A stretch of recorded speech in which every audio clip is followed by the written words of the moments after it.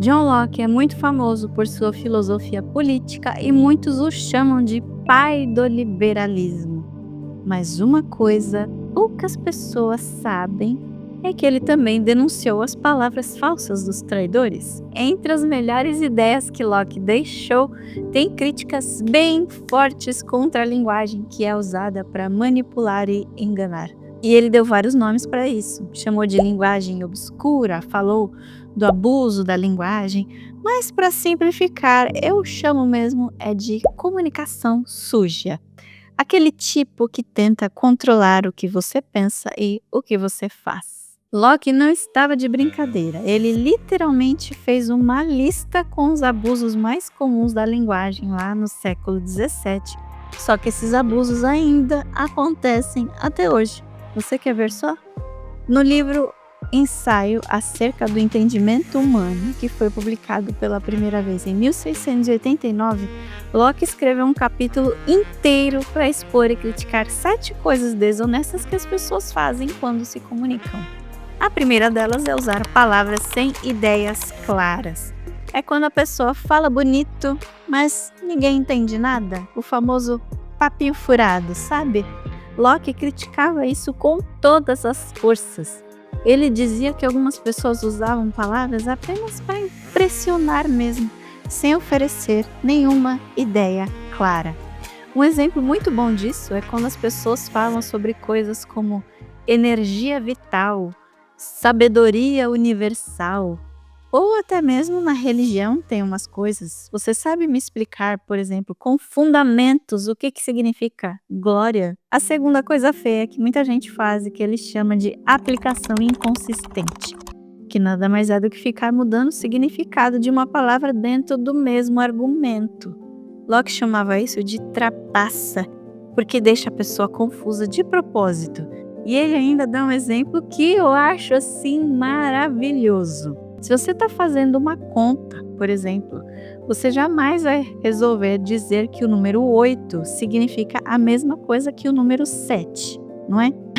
Então, por que raios você vai fazer isso com as palavras? Ele ainda diz que quem faz essa aplicação inconsistente das palavras mostra, nas palavras dele, grande loucura ou maior desonestidade.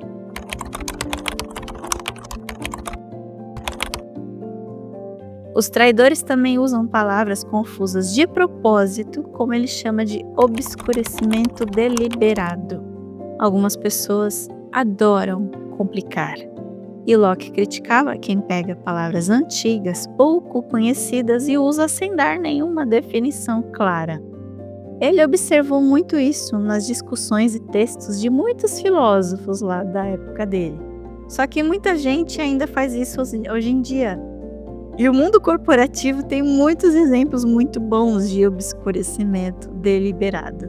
Você já deve ter ouvido coisas aí, por exemplo, como sinergia de competências, ou a mais badalada de todas, estratégia de inovação disruptiva. Quem entende isso, pelo amor de Deus? O objetivo é confundir mesmo, esconder a verdade e parecer mais inteligente. O quarto abuso é confundir as palavras com coisas. Essa aqui é um pouquinho mais chata de entender, porque acontece quando as pessoas pensam que palavras são a própria realidade, mas não é. Um exemplo que me vem na cabeça aqui, muito famoso hoje em dia, é fazer aí um tratamento de desintoxicação. Tipo quando você toma um suco verde todo dia de manhã, acreditando que está se desintoxicando. Mas se desintoxicando de quê? Que toxinas são essas que você está mandando embora? Elas realmente existem? Não é porque existe uma palavra que a realidade existe do jeito que a palavra faz você imaginar. Então toma cuidado com isso. Locke também alertava contra algo muito comum, que é achar que as palavras são realidades fixas e imutáveis. Ele dizia que isso é perigoso porque as palavras são só símbolos das ideias e confundir os dois pode te fazer ter crenças cegas e dogmáticas. Esse foi o quarto, né? Então a gente tem mais 3.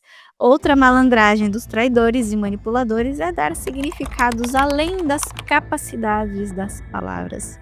Você já ouviu alguém usar um termo como se ele explicasse tudo mas na verdade só te deixa confuso?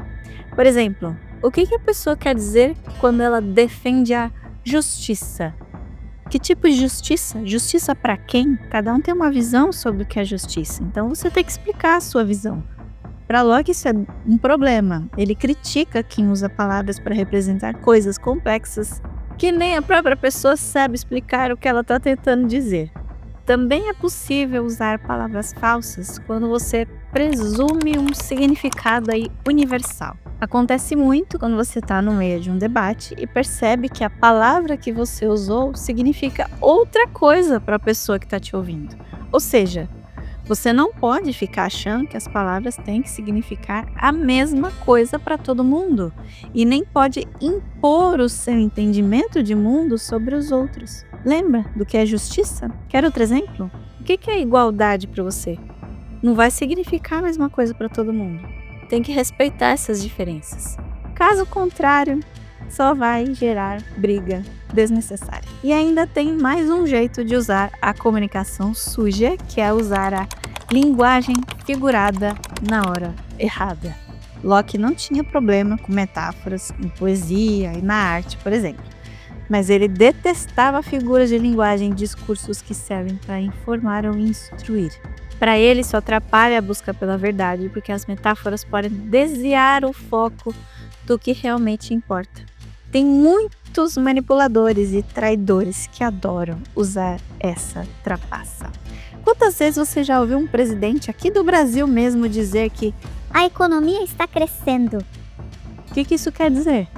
Economia crescer nem sempre é sinal de que a vida ficou fácil pra gente.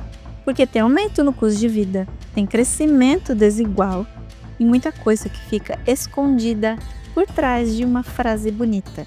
Por isso eu tenho muita gratidão a John Locke, que criou essa lista cheia de verdades para a gente abrir os olhos e parar de ser enganado por aí. No mesmo livro, Locke também lista as soluções para ficar longe dessa linguagem desonesta e ele chama de remédios, que eu achei ótimo, e tem 3 deles que eu acho que todo mundo pode usar.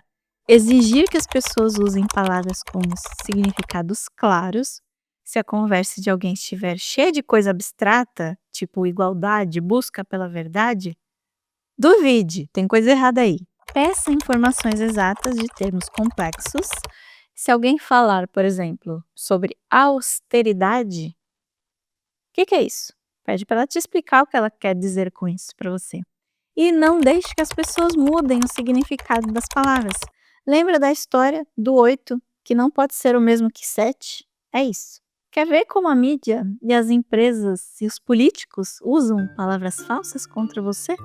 Você já deve ter ouvido ou lido coisas do tipo incentivo à eficiência energética ou estímulo ao comportamento responsável no trânsito. Ouviu ou leu e ficou confuso? Peça detalhes e explicações. Não se deixa mais enganar com um discurso bonito. Combinado? Agora, será que você percebeu alguma coisa aqui, dessa conversa toda, dessa história de palavras, significados de palavras, usos e tudo isso? Não tá te lembrando de nada? Locke criou a base da semiótica. A ideia é justamente estudar como e por que as palavras significam o que elas significam. Locke escreveu sobre isso da maneira dele, no século XVII, e o conceito de semiótica que a gente conhece hoje nasceu 300 anos depois, na década de 1960. Olha que louco! Muita gente não sabe disso. Claro que é bem difícil provar que os linguistas usaram as ideias dele como base, porque, se eu não me engano, nenhum citou Locke.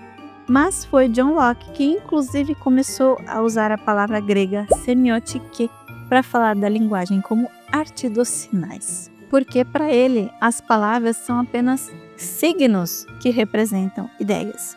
Elas não têm nenhuma conexão natural com as coisas. É a sociedade que decide o que cada palavra significa. Até uma das coisas que está na lista de abusos dele é falar a mesma palavra com entendimentos diferentes. Ou seja, John Locke nos deixou um grande legado e eu precisava vir aqui te contar essa história. A linguagem liberta quando você presta bem atenção nela e não deixa ninguém jogar palavras falsas em você. Agora assiste esse vídeo aqui Se você quiser aprender como vencer qualquer discussão com esses manipuladores e traidores sem precisar ser desonesto e fazer o jogo sujo deles.